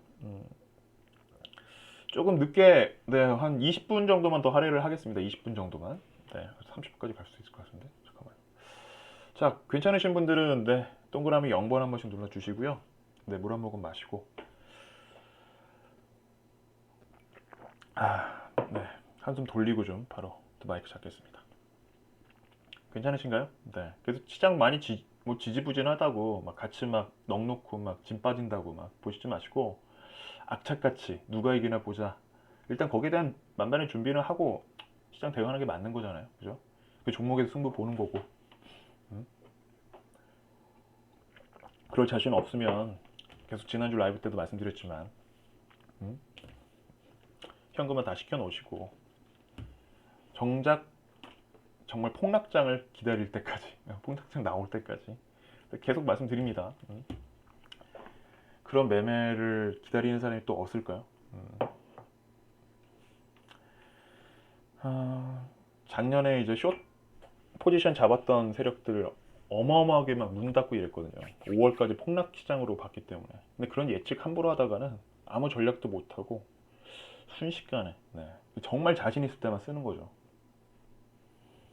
시장에 대해서 자신감은 상당히 위험한 발상인 것 같아요. 종목에 대한 자신감은 있을 수 있죠. 왜냐면 기업이니까 내가 몇 번을 가고 탐방을 몇 번씩 가고 그 안에서도 변수는 물론 있겠지만 시장보다는 낫잖아요. 자, 그래서 다시 한번 좀 위안을 드리려고 말씀드리는 게 아니라 이것만 내가 명확히 안다면 이 전략이 이제 좀 깔려 있고 안다면 시장에서 위축될 필요는 없어요. 그냥 조금 내놓지. 팔지 않으면 마이너스가 아니니까. 그죠? 기업이 괜찮은데 쥐고 있잖아요. 그러다가 보면 어느 정도 다시 돌려낸단 말이에요. 최근에 저도 좀 보유한 종목 중에 몇 개가 그랬어요. 막 매수가가 5천 얼마였죠? 200원 이하에 잡았던 종목이 하나 있었는데 5천원대였나? 네. 4천 막 900원 막 시장 밀리니까 금방 또 올라와요. 5천이 오늘 플러스 코너도 전환했던데. 그러니까 변동성이 그렇게 나옵니다. 지난주에도 한번 보여드렸죠. 그런 비슷한 종목들. 그래서 상방은 무제한이기 때문에 그래서 매력적인 거예요, 시장이. 그래서 자신감 있게 대응하는 게 맞습니다. 기업만 괜찮다는 말이죠. 내가 그 안에서 확실히 승부를 볼 수 있는 인사이트를 갖고 있다면, 해왔던 레퍼런스가 충분하다면 승부를 거는 건 맞는 거죠. 그래서 위로는 열려 있단 말이에요. 얼마든지 커버를 할 수 있는 시장이란 말이에요. 근데 뭐가 이제 불안한 거죠? 시장이 우수수 무너질까봐? 여러분들 생각을 해보세요. 내가 이제 뭐 예를 들면 2천만 원 투자하고 있는 쌈짓돈 잘 모아서 개인 투자자인 거예요. 근데 그런 사람이 더 쫄릴까요? 속된 말로 위축될까요? 쫄린다는 표현 쓸게요. 오히려 더 현실적으로 그런 표현들 많이 쓰니까. 정작 2조 원대, 1조 5천억대 운영하고 있는 운용사가 쫄릴까요? 그 운용력들, 운용 인력들. 시장 무너지면 다 끝납니다. 하방 포지션으로 뭐 커버를 치고 살아남을 것 같으세요? 현물이 죽으면 다 끝나요. 절대 그런 시장은 올 수 없다는 얘기입니다. 큰 손들이 판이기 때문에. 제 라이브 들으신 분들은 아실 거예요. 큰 손들이 이 시장을 어떻게 만들었는데 개인들을 위해서 만들었나? 아니거든요. 계속 우리는 원하죠. 공매도도 없애라. 개미들을 위한 무슨 하나의 정책처럼 생각하는데 금융파는 그렇게 호락호락하지 않습니다. 그런데 개인들이 더 많은 희생을 하고 남을 위한 봉사를 하지 선수들은 절대 그러지 않습니다. 아시겠지만. 다시 한 번 말씀드리지만 좀 현실적으로 보시면 좋을 것 같고 그래도 매력적인 게 그래서 쉽게 시장 무너질 가능성은 없기 때문에 무너진다고 하더라도 어땠죠? 재밌었던 게 우리나라 디스카운트 관련된 얘기 나왔잖아요. 코리아 디스카운트 이거만 좀 말씀드릴게요. 재밌었던 게 코리아 디스카운트 얘기 나왔던 게 뭐였죠? 남북 분열 때문에 그랬단 말이에요. 외국인들 해석은 그랬어요 항상. 근데 그거 아세요? 김정일 사망했을 때 오래 투자하신 분들 아실 거예요. 김정일 사망했을 때 어땠죠? 3일인가 빠지고 다시 V자 반등으로 다시 올라왔어요. 그러니까 의미가 없어요. 그러니까 뭔가 이번에도 그랬죠. 정작 우리 그 어디예요? 그 정권 초기 때, 이번 정권 초기 때 막 만나고 이랬잖아요. 그때보다 지금이 시장이 더 좋아요. 오히려 막 통일약이 없어졌을 때. 맞잖아요. 되게 아이러니한 거죠. 그 디스카운트가 의미가, 제가 봤을 때 디스카운트는 딱 하나예요. 아까 말씀드렸던 거. 그 그룹 쪽 우리나라 지배구조 문제. 외국인들이 싫어하는 거예요. 계속. 제가 계속 말씀드린 거 있잖아요. 누구 자기 자녀들 물려주려고 막 주가를 일부러 막 누르고. 공매도를 그런 활용으로 쓰는 거예요. 용도로. 이게 계속 시장이 기업이 좋아지고 있으면 계속 주가가 빨리 반영이 돼서 투자자들이 같이 다 좋아야 되는데 지들만 좋으려. 이것 때문에 외국인들이 많이 떠난 거예요. 디스카운트. 우리나라 아직 이 지배구조가 개선되지 않고 있습니다. 그것만 아시면 돼요. 좀 어려운 편일 수도 있지만 계속 오로지 이 남북 분열 때문에 대한민국 시장이 제대로 가치 평가를 못 받는다? 이거는 되게 구시대적인 발상이다. 그렇게 보시면 될 것 같아요. 자, 성가출 테마가 이제 하나가 나왔는데, 이거 제가 이미지를 하나 못했는데, M게임이라는 이제 제 리포트가 2주 전에 나간 게 있었어요. 근데 최근에 메타버스 하면서 막 뭐 나오는데, 진짜, 네, 뭐 관련된 기업도 뭐 하나 또 상장한다고 막 얘기 나오고, 잠깐 차트 보여드리겠습니다. 그 메타버스가 뭔지 진짜, 네. 그냥 가상현실, VR, 뭐 이런 컨텐츠. 아까 원품 같은 종목도 제가 예전에 11월에 처음 나갔던 그 리포트였는데, 그러니까 일단 스몰캡은 빠져나갈 공간은 줘요.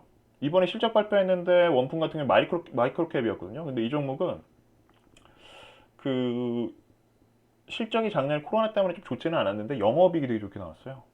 근데 순식간에 돌려내죠. 봉 두 개로 그냥 빠져나갈 공간은 줍니다. 비록 오늘 스파이크 마감이긴 했지만. 항상 이 마이크로캡이나 스몰캡 같은 종목들은 기업만 괜찮다면 이 등락은 좀 심할지 모르겠지만 내가 빠져나갈 공간은 분명히 줘요. 이렇게 나오긴 합니다. 근데 내가 여기서 어느 정도 선이 빠져나갈 거냐가 이제 조금 이제 어려운 문제긴 하지만 물렸다고 하더라도 기업만 괜찮은 마이크로캡이라면 이거 진짜 멍멍이 잡은 애가 아니라 좀 기다리다 보면 못해도 20% 30% 먹고 나올 자리는 준다라는 거예요. 기업 삼들이 그래서 중요한 부분도 있고 N게임 말씀드려 잠깐 빠졌는데 항상 눌리죠. N게임도 이번에 지수 때문에 이게 밀립니다. 그죠? 지난주에도 살짝 보여드리긴 했는데 다시 뭐 메타버스에서 이렇게 상한가 들어가고 유지되고 있는 그런 상황이에요. 재밌죠? 이게 뭐라고? 변동성이 되게 큰 종목이에요.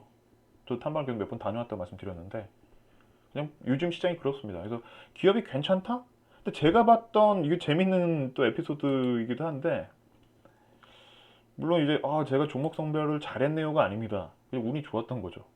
저야 어차피 가치, 기업에 대한 가치 위주로 이제 보고 이제 뭐 공략을 하거나 포착을 하는 편인데 그 위에 붙는 거는 테마가 붙든 뭐 어떤 이슈가 붙든 분위기가 붙든지 간에 그냥 운인 거예요. 시장이 주는 선물이죠. 메타버스가 붙어준 건데 제가 투자 포인트를 봤던 부분은 메타버스는 없었습니다. 왜냐면 VR은 예전부터 있었던 섹터였고 이 관련된 부분들이 그렇게 강하지는 않았는데 이번에 이제서 붙였는데 어떻게 해석을 했냐면요. 저는 이거 M게임 가네? 날라가네가 아니라 시장에 얼마나 그 돌려낼 거리들이 없는지 오죽했으면 이런 메타버스라는 것까지 같이 만들어내가지고 포장해가지고 막 이런 또 엔터테인먼트 쪽이랑 또 묶어가지고 막 보내기도 하고 다 해봤다는 얘기잖아요. 모든 섹터나 테마들이 한번 순환은 돌았다라고 이제 판단이 되는 거예요. 오죽했으면 이제 새로운 막 용어들을 가지고 기존에 있었던 걸 좀 잘 포장해가지고 그래서 다시 한번 말씀드리지만 당장 장중에 내 눈앞에 보이는 수급이 몰리는 곳에 가면 된다 안 된다? 절대 가면 안 된다. 이제 노출되면 이거 메타버스 막 급등 나오잖아요. 상한가. 그 다음에 잠깐 운 좋게 먹을지 모르겠지만 밑에서 선침해 그러니까 가치로 들어가서 미리 들어간 사람들은 상관이 없겠죠. 근데 위에서 이렇게 상한가 들어가니까 노출됐을 때 그냥 먹고 나오는 게 맞죠. 먹고 있다면 들고 가는 것보다 절대 보유를 못 합니다. 오늘 또 그 채널에서 어떤 분이 문의를 하셨죠. DS 인베스트먼트 지금 뭐 추가 매수인가요? 편입해도 되냐고 물어보셨는데 제가 안 된다고 말씀드렸죠. 중간 시세를 이길 수가 없어요. 지금 시세를 이겨낼 수 있는 분들은 기존에 다 계속 보유를 하셨고 무상증자까지 다 받으신 분들이 지금 못해도 지금 20% 30% 수익이 나오고 있을 텐데 그리고 주식수도 늘어났고. 그런데 지금 나는 들어가서 불리하죠. 게임을 하는 데 있어서. 다시 한 번 말씀드리지만 선침해가 계속 가치 위주로 가치로 들어갔다가 뭐 무상증자로 뜨든 뭘로 뜨든지 간에 그 위에 뜨면 시장이 주는 선물이다. 그래서 기업 중심의 선침해를 한 상황이라면 불안해할 이유는 없다. 어떻게든 빠져나올 공간을 주기 때문에 시장 상황을 떠나서 이걸 좀 말씀드리고 싶었던 거예요. 그래서 투자 포인트는 제가 뭐 A, B, C를 보고 들어갔지만 D, F로 그냥 올라가는 경우도 있어요. 예. 이거는 그냥 시장에 맡기는 거죠. 딱 이전까지는 제가 하는 역할이지만 시장에서 어떻게 올리는지는 제 역할 바뀔 때가 제법 있었습니다. 지금까지도 보면. 거기에 대한 부분들 시간 관계에서 다 말씀 못 드리지만 다음에 한번 사례 분석 몇 개를 가지고 좀 말씀드릴 거고, 중요한 거는 쥐고 있어야지 큰 수익이 나오죠. 아닐 거면 그냥 트레이딩 관점으로 7% 5% 먹고 끝나거나 그럼 다시 현금 쥐고 그 현금 가지고 다시 또 움직이고. 하지만 제가 좀 지향하는 방향들은 아까 눈덩이 만들어내고 있는 상황이라면 들고 가도 된다. 제가 좀 나름대로 좋아하는 또 전문가가 한 명 있는데 미국의 이제 랄프 엔저라고 세계적인 중소형주 투자의 대가가 한 명 있어요. 실제로 이 사람이 에이콘 펀드를 운영한 펀드 매니저기도 합니다. 이분이 한 얘기가 제대로 된 주식 분석이란 대부분 재미가 없죠. 좀. 네.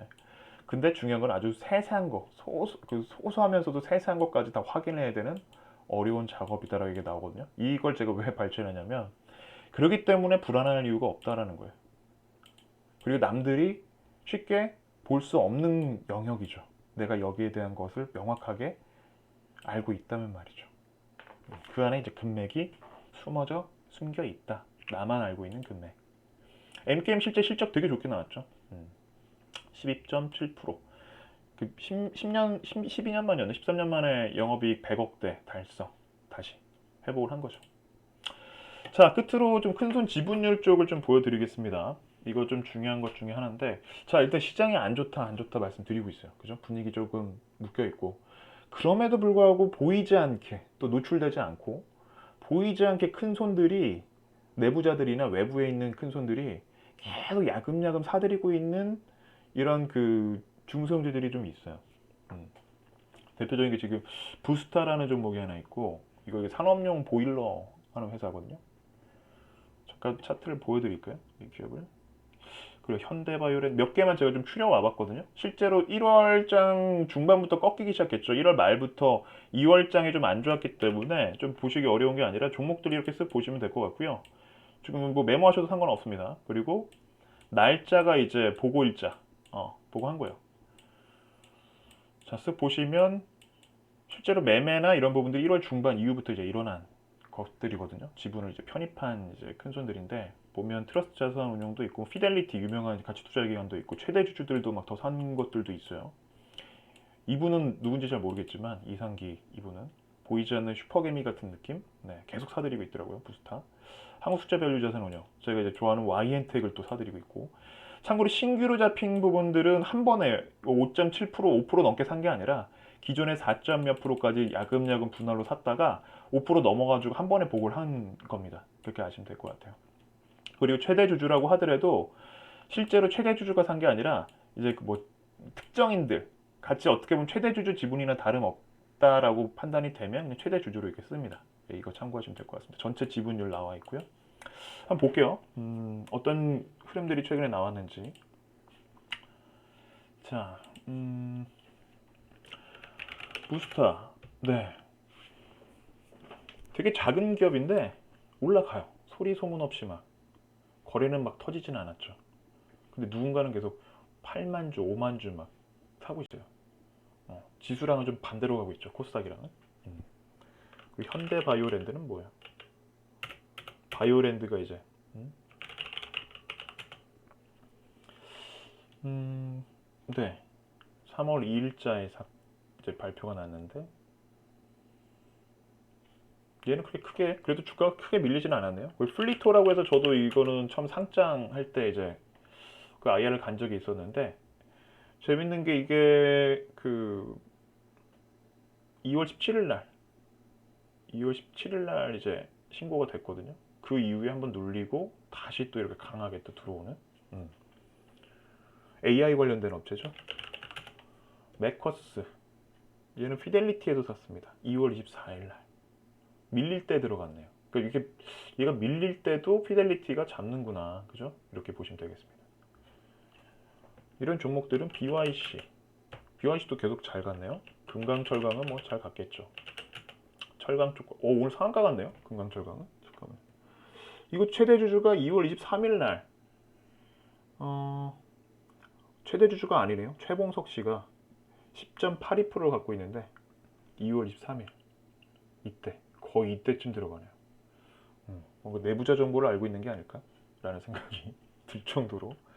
자, 대원화성. 몇 개 종목도 쓱 한번 보세요. 네, 그 지배주주, 최대 주주가 샀습니다. 2월 18일 날. 이런 기업들. 지금이 거의. 네. 그리고 세아특수강도 잘 갔을 것 같은데. 그쵸? 오늘 스파이크 마감이긴 한데 얘는 2월 1일. 이때네요. 거의 막 눌려있을 때. 그러니까 남들이 잘 안 볼 때 그러니까 이런 지분율 변동만 조금 체킹을 하더라도 YM텍 얼마든지 한투밸류가 1월 29일 날이구나. 네, 이때 발표를 하는데 이전에 계속 사들인 거죠. 그리고 계속 기관들이 사들인 거 보니까 잘 갔고 지금 다시 크게 밀리지 않았네요. 이런 종목들도. 그러니까 이런 것들도 하나의 팁으로서 제가 이제 오늘 가지고 온 이유가 이런 종목들 앞으로도 한번 좀 눈여겨볼 필요는 있을 것 같아서. 왜냐하면 그냥 시장에 올라갈 때 큰 손들이 사는 건 의미가 없어요. 어차피 더 올라가니까 아니면 난 지분율이 낮은데 더 올라갈까 봐 살 수는 있겠지만 근데 이렇게 어수선하고 남들 잘 안 보고 종목 정작 팔고 있을 때 누군가는 샀다. 또 의미가 있는 수치거든요. 그래서 좀 잘 보시면 좋을 것 같습니다. 실제로 주가가 상대적으로 좀 많이 덜 밀린 그림들을 확인하셨습니다. 참고로 또 반대의 경우도 있어요. 코나이 같은 경우는 세금 낸다고 최대 주주가 이제 팔았어요. 일부를. 그렇게 많이 판 건 10만 주도 많이 판 건데 재밌는 게 2월 23일 날 변동일이 생깁니다. 보세요. 2월 13일이 언제예요? 자, 꼭지 다음이에요. 재밌는 게. 그러니까 개인들은 모르죠. 잘 가네. 주가 더 갈 것 같은데 최대 주주가 이때 판 거예요. 세금 내려고. 아니 돈이 없겠습니까 이 사람이? 이 양반이? 그죠? 현금이 없겠어요? 10만 줄 팔았어. 한 얼마예요? 한 40억 돈 되나? 세금 내고 하면 한 20% 내고 한 30억 돈 되겠네. 근데 현금이 없겠냐고요. 근데 본인은 알고 있는 거죠. 지금 파는 게 좋다. 최대 주주가 팔 때는 의미가 다 있지 않나 싶습니다. 그 다음 그러니까 이런 거 그냥 참고하시라고 알려드리는 거예요. 다 그렇지는 않습니다. 절대적인 건 없습니다. 다시 말씀드리지만. 자, 그리고 바이오 쪽 정작 동구바이오텍이랑 LNT 바이오는 2월 달에 또 샀어요. 보면 2월 17일, 2월 19일 날 최대 주주들이 다 삽니다. 최대 주주들 지분이 막 34%, 41%나 있어요. 근데 그렇지 않은 오늘 또 상담 봐준 분도 계셨죠. 진원생명과 최대 주주 지분이 그나마 HLB는 12%인데 신라제는 7%? 이게 뭐예요 이게? 사업 안 하겠다는 거잖아요. 난 자신 없어. 8%? 10%가 안 돼. 어디 그냥 잘 포장해가지고 단데 팔아버려야지 라는 생각밖에 안 드는 거죠. 왜 욕심이 없을까요? 지분 욕심이. 돈이 없어서? 그런 건 아니라는 얘기죠. 그 이분들은 돈이 많아가지고 계속 사들이고 있는 걸까요? 자신 있으니까 지분에 대한 부분들. 실제로 이분은 조용준 그 최대 주주 같은 경우에는 무상증자 앞두고 있는데 이제 더 산 거예요. 무슨 얘기죠? 무상증자 하고도 주식수 많아져도 우리는 자신 있어. 뭐 이렇게 해석할 수가 있는 거죠. LNT바이오는 뭐 계속 샀어요. 이완철 대표가. 대표자 마인드 되게 좋습니다. 이런 대표자가 내 회사에 대한 자부심, 자신감이 있다면 이건 지분으로 대변이 된다. 그래서 항상 지분율을 보신 다음에 이걸 좀 잘 보실 필요가 있습니다. 너무 많아도 문제가 될 수 있어요. 너무 많아도. 유통주식수가 많이 없다는 얘기이기 때문에. 하지만 없는 것보단 낫습니다. 많은 거는. 참고하시고요. 끝으로 뉴스 살짝 보면서 마무리하겠습니다. 자, 요즘 이제 미술 경매 시장 쪽으로 또 가고 있는데 이건 제가 봤을 땐 주변에 이제 계속 많은 분들을 만나다 보면 자금이 있는 분들은 자금 출처에 대한 그 조사를 되게 많이 받아요. 그러다 보니까 이런 경매 시장 쪽 보이지 않는, 왜냐면 가치 평가가 명확하지 않는 시장들이 있잖아요. 누구나 딱 봤을 때 새우깡은 얼마짜리 이런 게 아니라 경매 시장 이거 진짜 매기는 게 값일 수도 있고 이제 부르는 게 값이란 말이에요. 또 희소성도 있고 그걸 보이지 않게 이제 하나를 이제 보관하게 하나의 자산의 개념으로 가는 거지. 내가 그림이 좋아 이런 분은 단 한 명도 없거든요. 근데 이거 봐야 되는 게 이것 때문에 오늘 서울 옥션이었나? 네, 이쪽이 너무 뻔해서 저도 이제 관심을 안 가졌었는데 이 주말에 이 기사 보고 서울 옥션 잘 가겠네. 초반에는 얼마 안 올라가다가 거의 20%가 올라가더라고요. 기사가 이미 나왔었는데 뜨고. 네, 재밌죠. 근데 이걸로 끝나는 게 아니라 시황 계산 좀 빨리 말씀드리면 NTF라고 있어요. 이게 그 이게 그 뭐냐면 풀어서 표현을 드리면 이게 블록체인 쪽의 하나의 용어인데, 그러니까 그 대체 불가한 어떻게 보면 그 하나의 자산이다. 이렇게 보시면 될 것 같아요. 그러니까 뭐냐면 NTF라는 이 코인, 이 블록체인으로 주로 이제 이런 또 유명한 작가들 그림 뭐 이런 걸로 좀 대체할 수 있는 저작권이 좀 있는. 근데 실제 머스크 아내가 이걸 좀 해서 뭐 벌었다 이게 이슈가 되면서 실제 코인 시장에서도 이 NTF성 코인들의 그 가격이 막 폭등을 합니다. 이게 또 하나의 또 영향을, 또 하나의 시장이 하나의 또 사이클로 돌아가는, 네, 참고하시면 될 것 같고요. 실제로 시장은 한 곳만 움직이지 않는다. 자, 우리 니켈 값, 우리 2차 전지 그렇게 좋다 하는데 이제 폭락했죠. 니켈 선물 가격이. 뭐 이거 계속 말씀드릴 수 있는 부분들은 뭐 이유를 불문하고 지나치게 남들이 다 좋다고 생각하는 쪽을 이거를 이 안에서 답을 찾는다라는 것은 조금 아니다라는 걸 좀 말씀드리려고 이게 퍼왔고요. 뭐 원인 분석을 해가지고 그 다음에는요. 내가 예를 들면 니켈 뭐 관련된 걸 샀어요. 2차 전지는. 근데 막 물려 있어. 이 분석을 원인을 안다고 해결이 되나요? 중요한 거는 너무 핫할 때, 남들이 너무 좋다 할 때는 한번 의심하고 들어가진 말자. 그 자체는. 자, 이거 좀 중요한 것 중에 하나인데, 이 안에 또 투자 포인트가 하나 있긴 할 것 같아요. 실제로 지금 제 주변에서도 뭐 고객님들도 그렇고 보면 뭐 이더리움이나 그 비트코인을 실제 하신 분도 계시고요. 지금도 하고 계신 분들이 계시는데, 저 같은 경우에는 이제 모니터링을 주로 이제 업비트를 보거든요.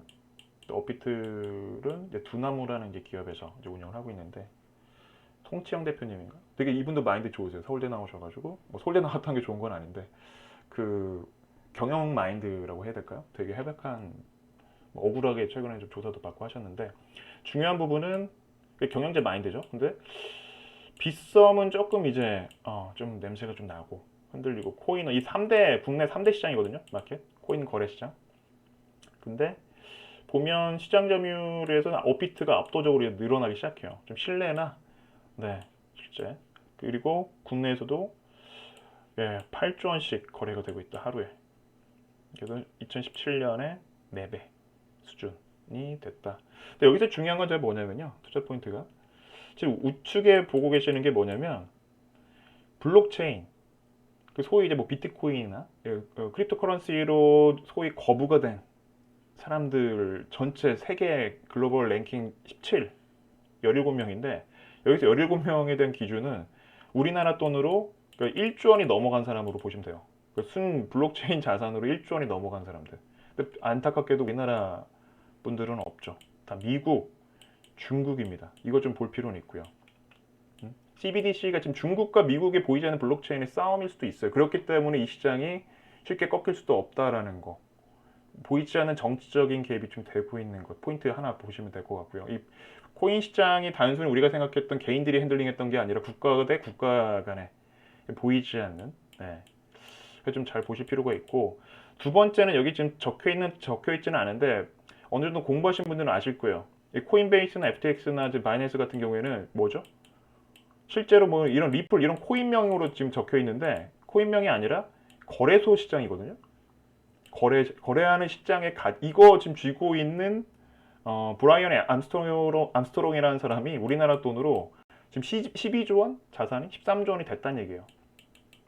이겁니다. 무슨 얘기죠? 우리나라 보면 이제 업비트 가치, 빗썸 밸류에이션이 계속 올라간다는 얘기잖아요.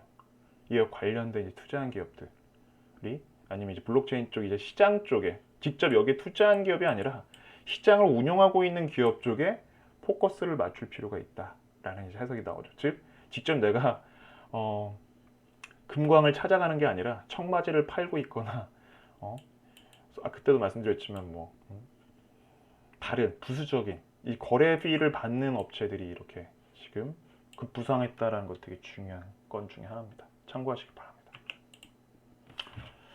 자, 코로나 여파로 작년 이탈리아에서 74만 명 사망했다라고. 이거 처음에 몰랐거든요. 74만 명이면 와닿질 않았는데 이거 보고 알았어. 2차 대전 이래 최대.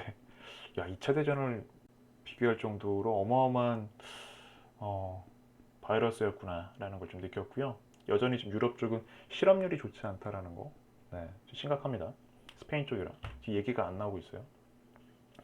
그리고 이거, 야, 이렇게 할 필요는 없어요. 내가 주식 공부 무슨 뭐 사법고시 준비하는 것도 아니고, 사법고시 없어졌나요? 네, 그래서 이거 주식 때문에 삶이 너무 피폐해진다. 돈을 벌면 괜찮은데 그럴 수 있을까요? 그러니까 내 색깔에 맞는 잔근육 무장을 하는 거라면 저는 말리고 싶지는 않은데, 명확히 알고 그게 아니라 모든 걸 스폰지처럼 나는 다 흡수할 거야. 이것도 배우고 저것도 배우고 저것도. 글쎄요, 한 1년 정도는 모르겠는데 그 이후부터 계속 뭔가를 끝이 없어요. 제 경험상 내 색깔을 차지하지만이 뭔가 끝이 있다라고 생각이 들어요. 뭐 끝이라는 건 좀 애매할 수도 있는데 계속 그 안에서 계속 얹어 가니까 이제 계속 보완을 해 가는 거니까 더 이제 빠른 지름길을 찾을 수가 있는데, 그것도 아닌 상태에서 계속 공부만 한다? 뭘 이거 보조지표 막 그 많은 걸 막 이해하려고 하고. 글쎄요, 잘 모르겠습니다. 자, 페이팔 회장이 또 이렇게 얘기했죠. 비트코인 결제 서비스를 곧 출시할 것이다. 네, 비트코인이 우리가 이제 계속 말씀드리는 게 이 시세에 대한 변동만 보는 게 아니라 이제 전체 트렌드가 바뀌었다라는 거. 그리고 지난주에 제가 이제 3월 첫 방송 때 했을 때 몇 개 이제 한 4종목인가 갖고 왔었는데, 그중에 테이펙스가 그나마 흐름이 괜찮은데 오버행 이슈가 좀 없다라는 부분들, 기사가 3월 6일이니까 이제 주말에 나왔네요, 보니까. 네, 그래서 이 부분은 저도 이제 체크를 했던 부분 중에 하나였고요. 기존 이제 IB 투자 쪽이나 얘네들 물량이 웬만하면 다 빠진 상황이기 때문에 크게 아마 위에서 압박하는 그림들은 없을 겁니다. 그래서 테이펙스 또 계속 관심 가져가시면 될 것 같고, 지난번에 계속 제가 관심 가졌던 종목들은 뭐 3월까지 한번 확인해 보시면서 같이 모니터링 하시면 좋을 것 같습니다. 자, 마무리할게요. 자, 에이콘 멤버십 관심 있는 분들은요, 다시 한번 말씀드리지만 제가 아마 오늘 방송 끝나고 링크를 하나 올려드릴 것 같아요. 그냥 상담 편하게 받으시고, 네, 부담 없이 녹화하셔도 좋을 것 같고요. 다만 중요한 거는 여유로운 투자 생활, 단단한 또 이제 포트폴리오 만드는 거. 다소 지루할 수도 있어요. 이게 뭐지라고 할 수도 있지만 한 2개월에서 한 6개월 정도 이제 포트폴리오 만들어서 그 안에서 이제 한두 개가 튀어 올라가는 느낌을 이제 직접 경험해 보시고, 그 안에서 이제 수익이 눈덩이에서 바뀌는 이제 그 경험을 하시게 되면 이거구나라고 한번 느끼시게 될 거예요. 그래서 다시 한번 말씀드리지만 편안하게 오셔가지고 부담 갖지 마시고요. 그래서 멘토 소개 쪽에서 나랑 정말 잘 맞나? 그러면 이제 가이드 영상 한번 참고하시면 좋을 것 같고, 마무리하기 전에 드리고 싶은 말씀은, 다시 한번 말씀드리지만 종목 하나로 충분히 계좌가 바뀝니다. 네, 뭐 막연하게 이제 말씀드리는 게 아니라는 거를 여러분께서도 아마 좀 아시지 않을까 생각이 드는데, 최근에 시장 많이 좀 녹록지 않다고 막 또 지쳐 계신 분들도 계시더라고요. 종종 보면 기운들 내시고 분명히 좋은 일들, 좋은 성과 있으리라 생각이 듭니다. 다만 전제 조건은 여러분들이 좀 명확한 투자 색깔을 갖추시고 이에 맞는 이제 행동으로 옮길 때 가능하다고 좀 다시 한번 말씀을 좀 드리고 싶네요. 자, 귀한 시간 함께 해주셔서 감사드리고요. 저는 또 내일 공식 톡방 있죠? 거기서 뵙도록 하겠습니다. 딱 10시 반이네요. 편안한, 이거 저 안 바꿨네요. 월요일 밤인데, 그죠? 월요일 밤 보내시고요. 저는 내일 오전에 다시 인사드리겠습니다. 이만 물러갈게요. 고맙습니다.